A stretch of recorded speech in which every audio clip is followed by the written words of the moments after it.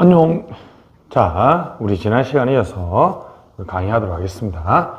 이제 정책학에서 이제 4장입니다. 우리 정책 집행이죠. 우리 1장은 서론이었죠. 정책의 유형이나 정책 과정의 참여자 역사, 학문 성격, 정책 결정, 요인론 등을 공부했었죠. 2장은 의제 설정입니다. 의제 설정은 의제 설정의 과정, 유형, 좌우 요인, 의제 설정에서 특정 사회 문제가 정부 의제가 되지 못하는 것에 대한 어떤 엘리트론, 다원주의, 조합주의, 정책 네트워크에 대한 설명이 있었죠. 3장은 정책 결정이었습니다. 그래서 우리가 이제 합리 모형의 일반적인 결정 과정, 이선정합, 문정, 목설, 대탐, 결례, 비평선, 최적화, 점정 모형, 혼합 탐색, 최적 모형은 전략 모형이었고요. 거기까지는 개인 차원이었죠. 집단 차원에서는 중간 정도 응집성은 회사 모형, 알렉선2죠. 낮은 응집성, 우리가 집합체조, 쓰레기통 모형이라고 했고, 집단의 응집성이 너무 높아서 선택이 곤란한 상황은 또는 너무 극단적인 결정이 돼서 쿠바 피그만 침공과 같은 실패한 결정이 나타난다. 집단 사고라고 얘기했습니다. 그죠? 이제 4장은 정책 집행입니다. 정책 집행은 실행이죠, 실행. 정책 결정된 내용을 실행하는 단계죠. 즉, 성공적인 집행이 가장 중요한 쟁점입니다. 다시.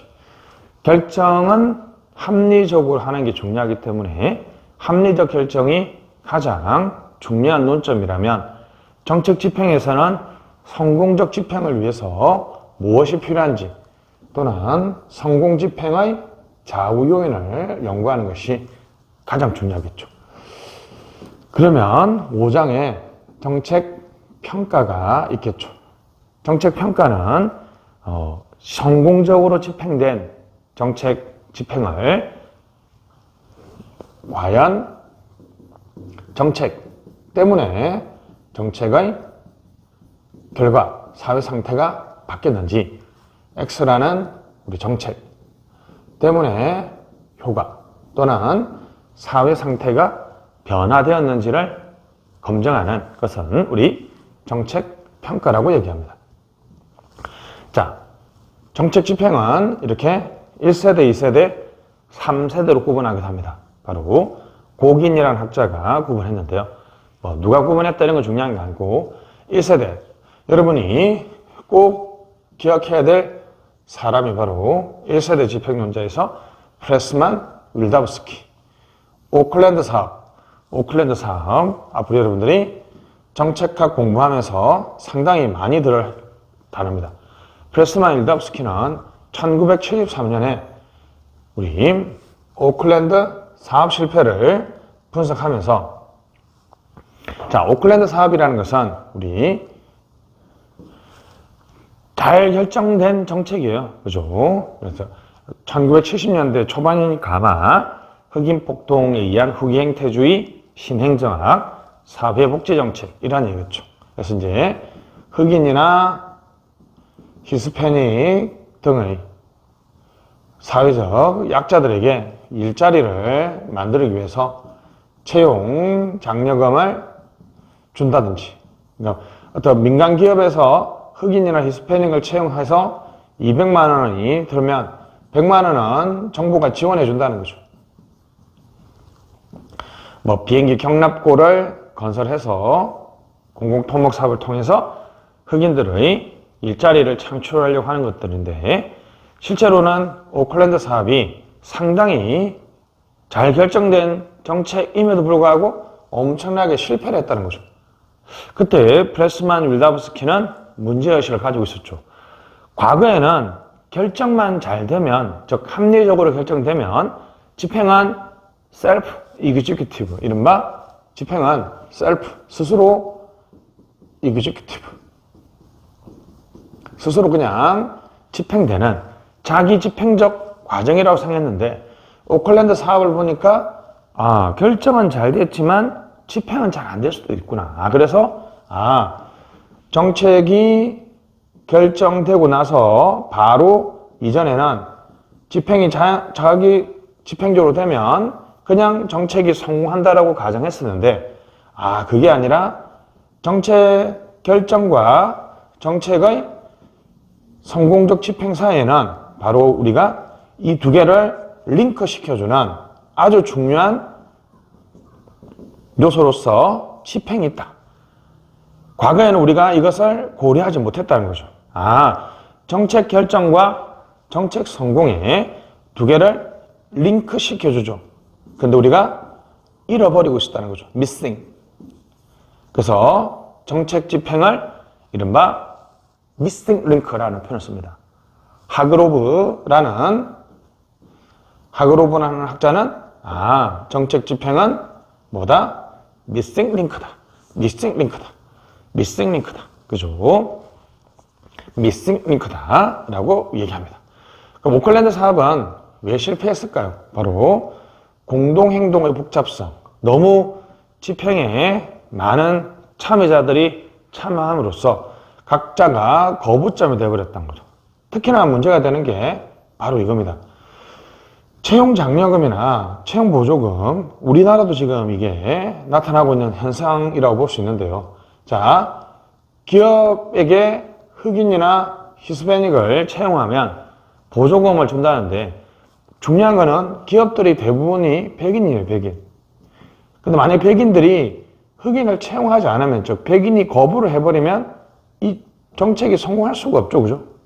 또 경락고를 건설한다고 했을 때 일자리를 채용을 하는 기업들이 이 흑인들을 채용 안 하면 정책이 성공할 수가 없지 않습니까? 그래서 각자가 전부 다 너무 집행 과정에 참여자들을 많이 참여시키면 각자가 다 거부점이 된다는 거죠. 중요한 지위에 있는 자의 빈번한 교체, 부적절한 집행기관이 집행을 담당했다. 이런 정도 되는데 위에 첫 번째 거, 이른바 비토포인트 이론, 이른바 공동행동의 복잡성. 너무 많은 사람들이 같이 참여해서 행동하게 되면 무슨 문제가 발생한다?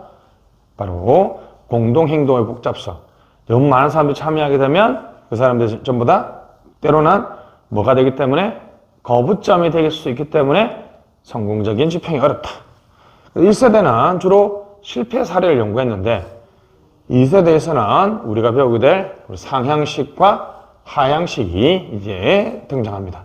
상향식과 하향식 등장하게 되고요. 사바스와 마즈마니아라는 학자가 하향식 집행의 총합정리죠. 엘모도 등장하게 되고 3세대는 때로는 이제 성공 사례도 이제 연구되기 시작했던 2세대 집행에 대해서 이제 이른바 인과적 복잡성. 3세대는 그냥 객관식 특성상 좀 답만 외우면요. 두 개. 인과적 복잡성과 집행의 동태성을 강조합니다. 그래서 1세대는 주로 실패 사례, 2세대는 상향식과 하향식이 등장하게 되는데 때로는 성공 사례도 연구가 된다. 3세대는 이제 인과적 복잡성과 집행의 동태성을 강조하게 됩니다. 자, 넘어가시죠. 자, 정책 집행에서 현대적 집행론에서 가장 대표적인 것은 바로 나카무라와 스모루드의 결정자와 집행자의 권한의 크기입니다. 우리 정치행정 이원론 하에서는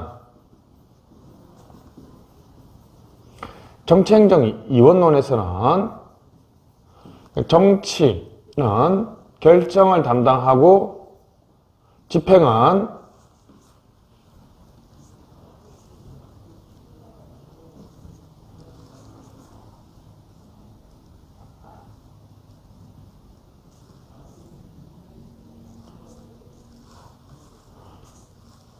맞습니다.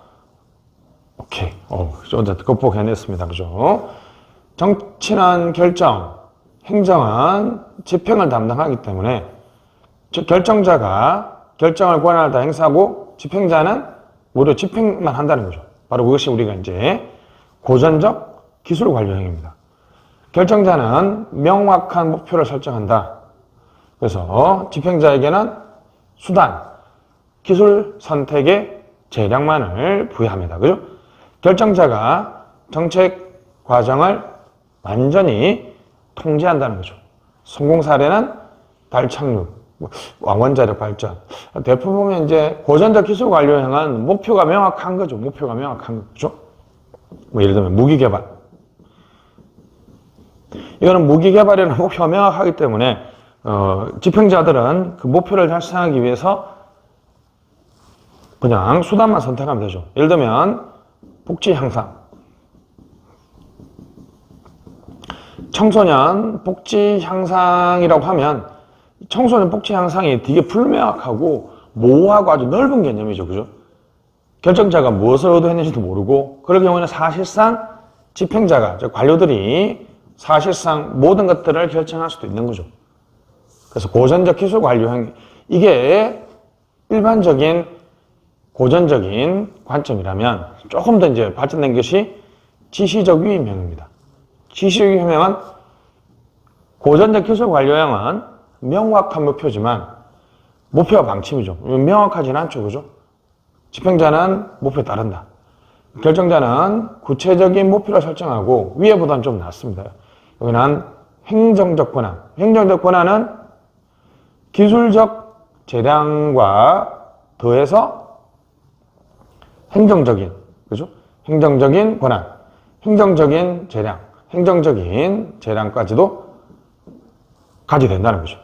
그래서 오클랜드 사업이 다수의 집행자가 참여했기 때문에 우리 보통 다수의 집행자가 참여할 경우에는 전형적인 지시적 위임형이다. 지시적 위임형이다 라고 얘기합니다.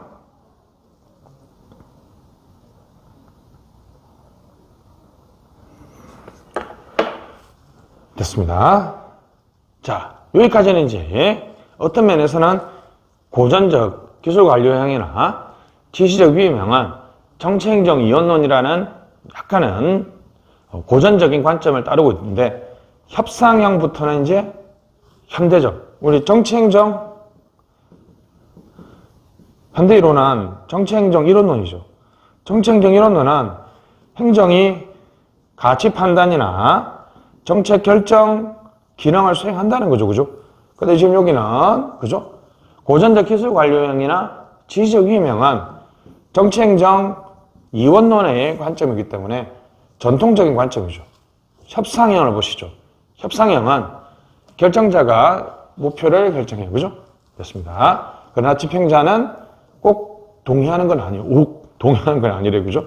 정치행정 이원론은 아니죠. 그죠? 정치행정 이원론에서는 행정은 그냥 결정된 내용을 충실하게 집행하는 쪽이었죠. 결정자와 집행자는 목표와 수단에 대해서 협상을 합니다. 그래서 이게 협상형이죠. 그래서 협상이 권한 관계에 따라서 보통 대통령이 이길 수도 있고요. 그죠? 또는 집행자가 이길 수도 있습니다. 됐습니다. 여기 중요하죠. 집행자 동의하는 거 아니다. 근데 이제 재량적 실현가형과 관료적 기업가형은 완전히 반대입니다. 이제 결정자는 추상적이고 일반적인 정책 목표, 방금 얘기했죠. 그죠? 청소년 복지 향상. 예를 들면 무상급식 100% 달성. 자, 이거는 아주 무상급식 100% 달성은 아주 구체적인 목표 설정이죠. 그죠? 근데 청소년 복지 향상은 추상적이고 일반적이죠.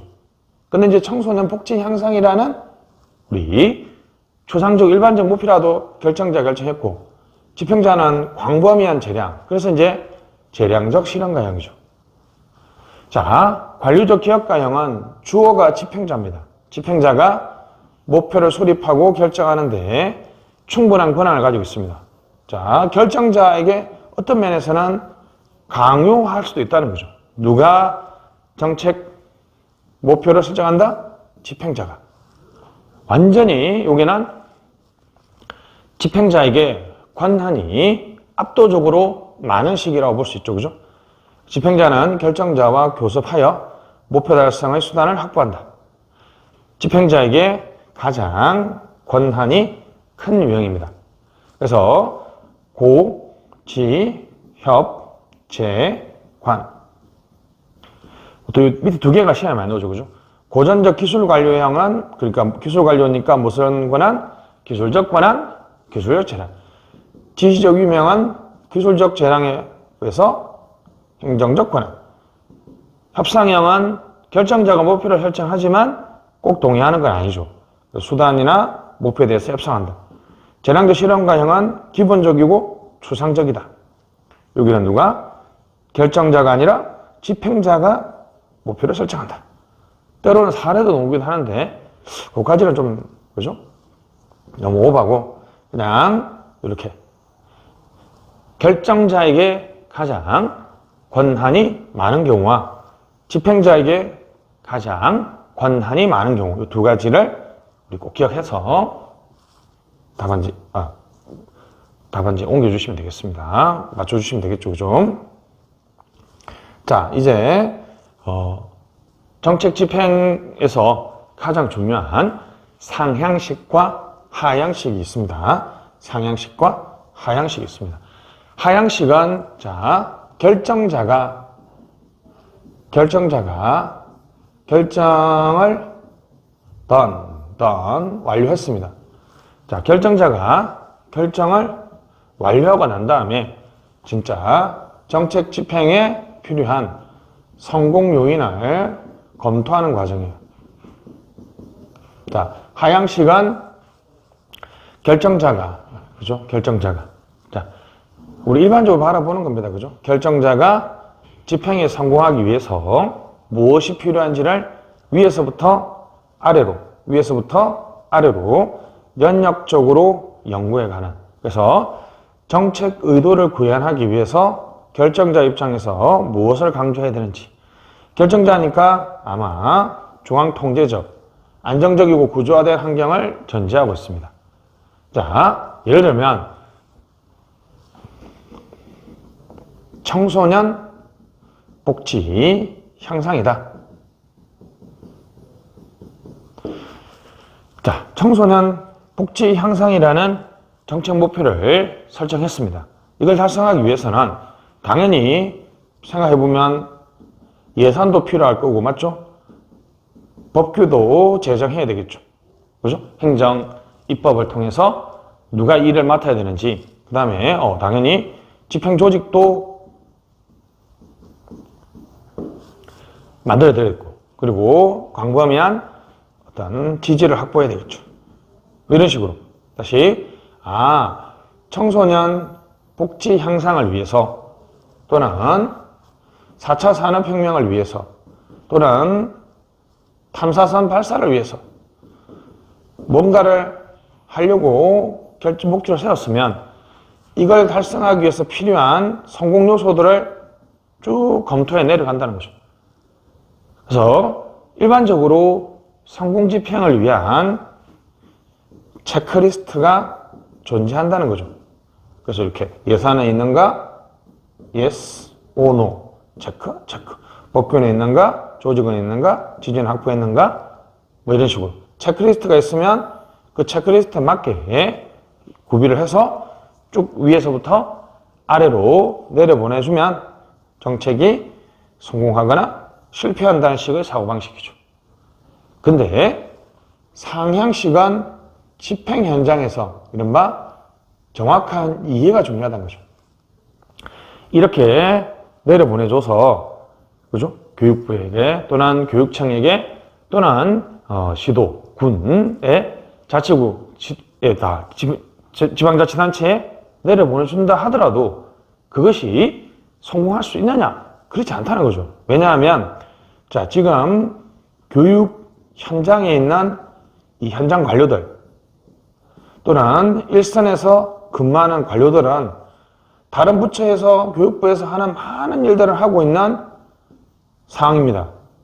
그 사람들은 9시에 출근해서 7시까지 또 6시까지 퇴근할 때까지 해야 될 일들이 엄청 많아요. 근데 이번에 청소년 복지를 위한 새로운 사업이 내려왔다는 거죠. 이 경우에 이 일상 관료들은 그들만의 집행 현장에서의 문제를 해결하기 위해서 자신들만의 독특한 대응 방식을 한다는 거죠. 기존의 일이 너무 많으면 이 일은 예를 들면 서류상 잘 되고 있다라고 얘기할 수도 있고요. 되게 몇 명의 청소년 전체가 아니라 뭐 공부 잘하는 청소년들을 위한 프로그램으로 변형시키거나 변질시킬 수도 있다는 거죠. 그걸 봤더니 이런 얘기죠. 예산, 법규, 집행조직, 지지를 확보해서 내려보내줬는데 왜 실패했다? 아이고, 그것은요, 지금 집행 현장에서 일상 관료들이 지금 엄청나게 바쁘게 일하고 있는데 새로운 정책을 내려보내주면 누가 그걸 하겠어요? 여기는 결정자가 성공 집행을 해서 내려보내주면 된다는 식인데 그게 아니라 집행 현장에 있는 집행자들이 지금 어떻게 일하고 있는지를 정확하게 이해한 다음에 집행 현장에서 살아남을 수 있도록 정책을 좀 변형시켜주거나 좀 일상 관료들에게 재량을 행사할 수 있도록 해줘야 된다는 식을 주장하는 거죠. 자, 그래서 상향식과 하향식은 기본적인 세계관부터가 조금 다릅니다. 그죠? 세계관부터가 좀 다르죠. 자, 집행은 정책 목표를 구현하는 과정이다. 여기는 집행 현장에 대해서 정확하게 이해해야 된다. 여기는 하나의 정책이 지배하는 안정적인 상황. 여기는 다수의 정책이 경쟁하는 불안정적이고 동태적인 상황이죠. 결정자가 성공 요인을 구사하는 과정. 효과성, 능률성이 중요하다면 집행자들에 대한, 즉 일상 관료에 대한 정확한 이해가 필요하다는 거죠. 일상 관료에 대한 정확한 이해. 그렇죠? 집행자를 우리가 일선 관료라고 그러죠. 일선 관료에 대한 정확한 이해. 참여 민주주의의 실현입니다. 그래서 당연히 하향식에서는 집행자들은 사실은 예스맨이에요, 예스맨. 그냥 내가 시키면 언제든지 시킨 대로 한다는 전제를 깔고 있지만 여기는 일선 관료들은 다수의 정책이 경쟁하는 상황에서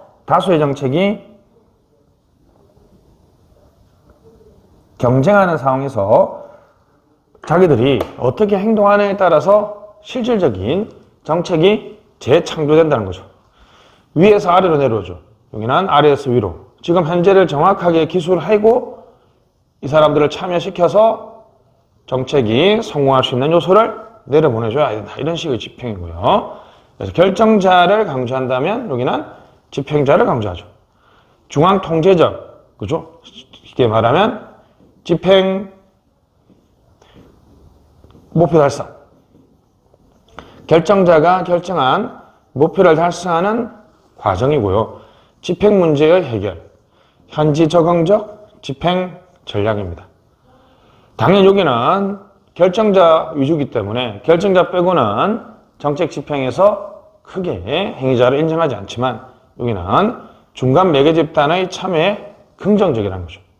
여기는 재량을 통제한다. 여기는 집행 현장에서 여러 가지 정책을 동시에 집행하고 있는 일선 관료들에게 좀 재량을 줘서 그 정책이 성공할 수 있도록 해야 된다.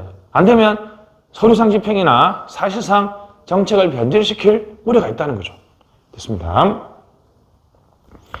정책 평가의 기준입니다. 정책 의도의 달성, 맞죠?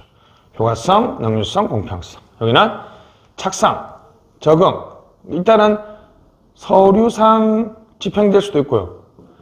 부집행될 수도 있으니까 일단은 집행 현장에서 일선 관료들에게 넘어가가지고 제대로 집행돼야 된다. 일단 집행되는 게 우선이다. 집행되지 않으면 정책 목표를 달성할 수가 없다는 거죠. 자, 도구적 합리성, 연합적, 진합적이다. 정책적 이원론 관점이죠, 그죠? 정책적 이원론은 대의민주 원리를 충실하게 구현하는 거죠. 왜요? 결정은 국회가, 정치가들하고 집행은 행정이 하기 때문에. 근데 여기는 실제적으로 이런 논리죠. 대의민주 원리의 입이에요. 쉽게 얘기하면 결정이 됐는데 청소년 복지다. 근데 성공적 집행을 되기 위해서는 청소년 복지가 아니라 20세에 청소년이 아닌 사람들한테도 돈을 써서 어찌됐든 간에 좀 복지를 위해서 썼다는 측면에서는 인정해 주세요. 이렇게 얘기할 수 있는 거예요. 청소년 복지를 위해서 사용해야 될 돈이 자기 자치단체에는 청소년들이 적다고 해서 어른들을 위한 복지를 쓴다든지 아니면 유아에 의한 유아 또는 청소년이 아닌 더 어린 애들 아동에게 썼다고 하면 어떤 면에서는 정책이 성공적으로 현지 적응적으로 집행됐다고 볼 수도 있지만 한편으로는 정책의 변질이죠. 왜냐하면 대의민주 국회가 결정했다는 것은 추정적으로 국민들이 그렇게 결정했다는 거니까 그것을 집행관료들이 뒤집는다는 거죠. 비계층적이고 느슨한 구조입니다. 됐습니다. 포워드 매핑, 백워드 매핑이라고 하긴 합니다. 양자의 구분이 시험에 엄청 많이 나오니까 꼭 봐주시면 좋겠고, 자 이제 비교해봅시다. 하향시간 성공집행의 요소들, 요인들을 체크리스트라는 표현을 쓰는 느낌 있죠? 성공집행의 체크리스트를 만들어 놓고 그것을 쭉 내려보내신다는 거죠. 명확한 정책 목표와 평가의 기준을 제시해준다. 그리고 평균적이고 일반적인 결과를 알고 싶을 때. 왜냐하면 전국 차원에서 동시에 똑같은 정책이 집행된다는 거죠. 그럼 평균적이고 일반적인 결과를 알기에는 좀 쉽습니다. 자, 그 다음에 일반적으로 발효하다. 단점은 이제 명확한 정책 목표를 가정한다는 건 정확하게 정치행정 이원론을 전제하는데 사실 정치행정 이원론은 현대 정치학에서 또는 행정학에서는 사실상 존재하지 않죠. 요즘에는 행정이 정책 결정 기능을 수행한다는 정치행정 일원론이 대부분 인정되고 있기 때문에 그죠? 정치행정 일원론. 그러니까 명확한 정책 목표가 존재한다는 것 자체가 사실상 불가능에 가깝고 너무 결정자 입장이기 때문에 일선 현장을 제대로 파악할 수가 없다. 다수의 정책이 경쟁하는 경우에는 그죠? 일선 현장에서 어떻게 집행되는지 알아야 되죠. 무턱대고 집행해라고 예산 주고 법규를 만들면 집행되는 게 아니라는 거죠. 그죠? 상향식은 각 실제 집행 현장을 강조하기 때문에 정확한 설명, 이해, 공식 문서에 나타나지 않는 정책의 효과도 알 수 있다는 거죠. 왜 저자치단체는 청소년 복지를 위해서 돈을 쓰지 않고 유아, 아동 복지에 썼을까? 그걸 알 수 있죠, 이제. 그죠? 왜? 집행 현장을 연구해야 되기 때문에. 상향식은 집행 현장을 연구하지 않습니다. 다수의 정책이 경쟁하는, 맞죠? 일선 관료들이 그 상황에서 어떻게 행동하는 것이 사실상 정책 집행이라는 거죠. 하향식은 내 정책을 집행할 수 있는 충실한 관료들이 지금 엄청나게 많이 존재한다는 전제를 하고 있죠. 그러나 상향식은 일선 관료들은 노는 사람이 아니라 여러 가지 정책을 경쟁적으로 같이 한다는 거죠. 다수의 정책이 경쟁하는 상황. 그러니까 지역 간의 차이, 그죠? 각 지역 재량을 인정해주고 각 자치단체별로 집행 현장별로 탄력적으로 적응적으로 신축적으로 집행해라는 것은 지역 간의 차이를 아시기에는 상당히 좋은 접근법이죠. 근데 일선 관료들이 집행된다는 이유로 정책을 심하게 말하면 변질시키거나 그죠? 청소년 복지를 성인 복지 또는 아동 복지로 변질시킬 수 있다는 거죠. 이른바 집행만 되면 정책의 변질을 어느 정도 유견해준다. 이것은 대의민주 원리를 무시하거나 또는 집행만능주의, 집행만 되면 모든 것들이 해결된다는 집행만능주의의 우려가 있습니다. 상향식 집행의 대표적인 이론이 마이클 립스키의 일선 관료 이론이죠. 아주 중요하고 시험에 엄청 많이 나오죠. 그죠? 일선 관료들의 아까 얘기했던 업무 환경은 일률적으로 정형화하기에는 너무 다양하다. 왜냐하면 집행 현장별로 자치단체별로 상당히 지역 간의 편차가 같으면서도 또 편차가 많습니다. 그들은 기계적으로 업무를 하기보다는 인간적 차원으로 대우받기를 원합니다. 그죠? 사회복지 공무원들이, 그렇죠?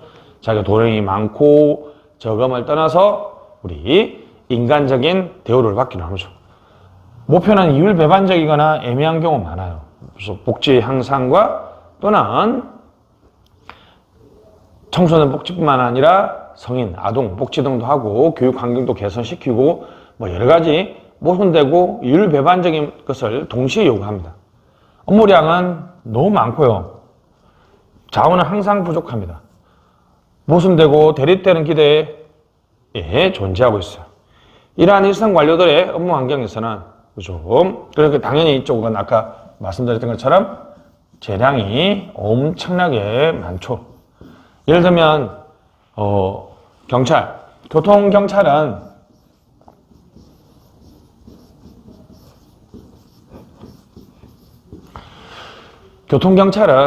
사실 신호위반에 대해서 다 단속을 할 수도 있고 단속 안 할 수도 있죠. 그거는 엄청난 재량이죠. 그죠?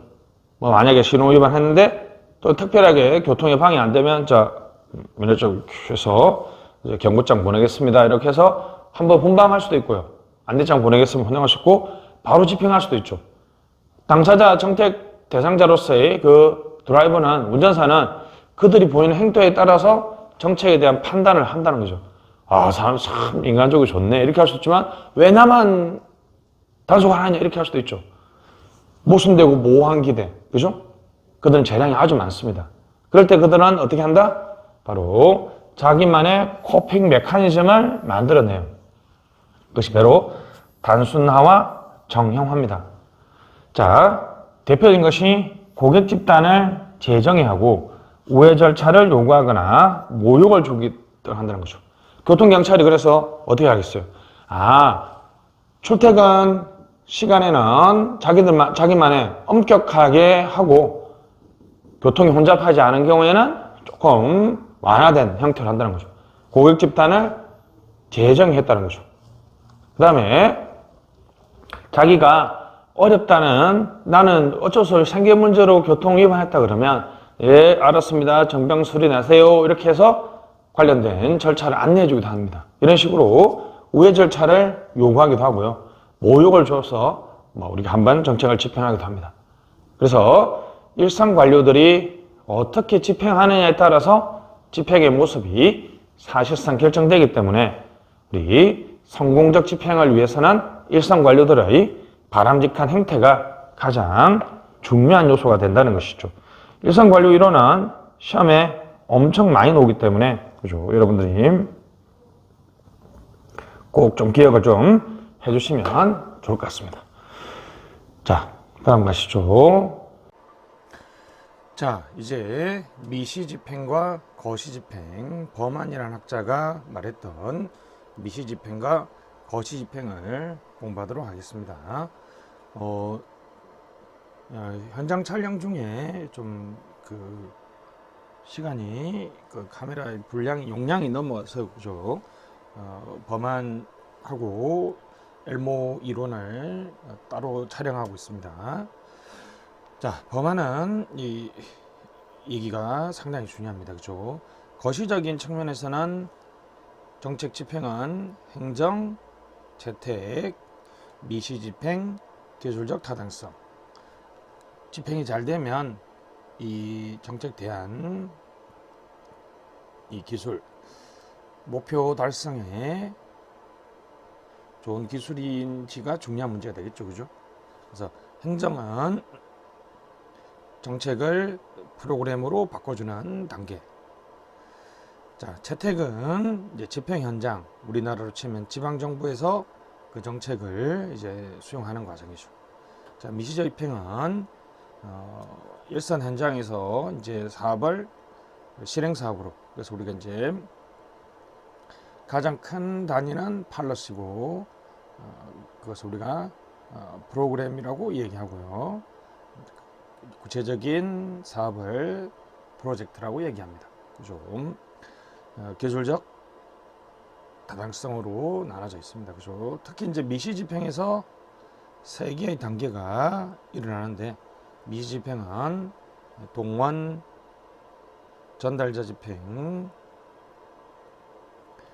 제도화라는 일련의 과정을 거치게 됩니다. 미시집행은 우리 위에서 봤던 립스키의 일상관료제 이론하고 유사하다고 볼 수 있습니다. 그죠? 동원, 전달자, 제도화, 동전제로 기억하시고, 이제 실행사업을 위해서 여기 있죠. 이 실행사업을 위해서 정치 경제적인 지지를 동원하는 과정. 전달자, 우리 이제 립스키에 하면 실제로 집행하는 일상 관료들을 얘기하고 있죠. 전달자. 과연 그 사람들은 일상 관료는 기존의 다른 정책을 집행하고 있겠죠, 그죠? 기존 정책 집행을 하는 절차와 과정을 SOP라고 얘기하면, 자, 이런 기존 SOP를 하고 있는데 새로운 프로젝트가 내려오면 부흡기상인데, 가장 쉽게 외우면 상호 적응이 가장 좋다. 상호 적응이 가장 좋다. 됐습니다. 부집행은요, 실행사업과 SOP 모두가 변하지 않는 것.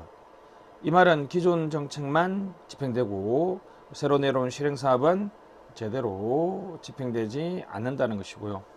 흡수는 기존 SOP에 실행사업이 들어가 버리면 실행사업이 엄청나게 많이 수정되고 결국 정책이 원래 의도한 목표를 달성하지 못하겠죠. 그죠?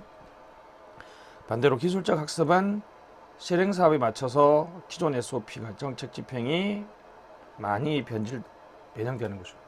이 두 개도 결국은 기존 SOP가 있고 새로운 프로젝트가 있었을 때 어느 한쪽이 심하게 변형 수정된다는 것은 어느 하나의 정책이 제대로 집행되지 못한다는 거죠.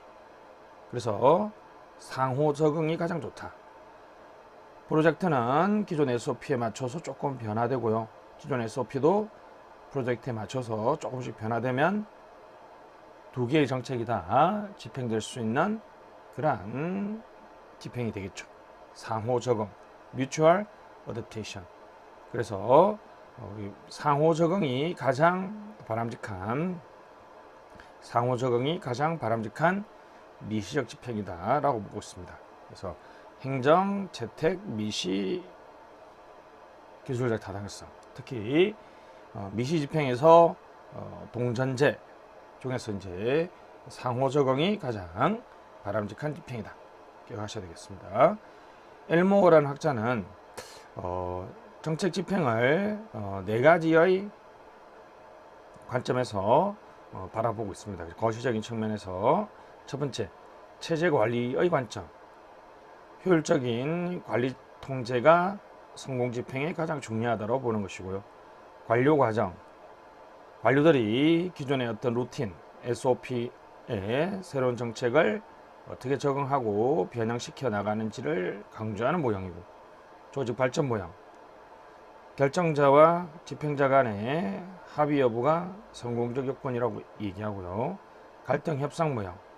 협상 과정을 계속함으로써 정책 집행을 성공할 수 있다고 얘기합니다. 그렇게 중요한 건 아니고요. 한번 읽어봤습니다. 됐습니다. 여기까지 하도록 하겠습니다.